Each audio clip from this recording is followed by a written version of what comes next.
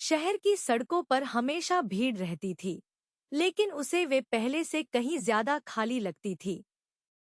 वह उस सुबह उठी थी और उसे कुछ भी याद नहीं था कि वह कौन थी या वह वहां कैसे पहुंची।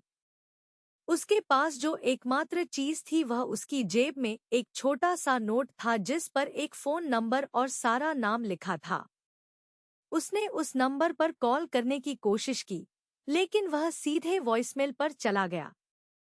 कोई अन्य सुराग न मिलने पर उसने चलना शुरू कर दिया, इस उम्मीद में कि कुछ न कुछ उसकी याददाश्त को जगा देगा। जैसे ही वह चल रही थी, उसने पास से गुजर रहे लोगों को देखा। प्रत्येक की अपनी कहानी, अपनी पहचान थी। वह एक भूत की तरह महसूस करती थी, अदृश्य और भूली हुई।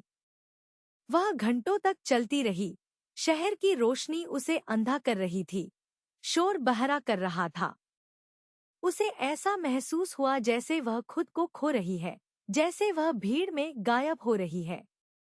उसके चेहरे से आंसू बहने लगे क्योंकि उसे एहसास हुआ कि शायद उसे कभी पता नहीं चलेगा कि वह कौन थी।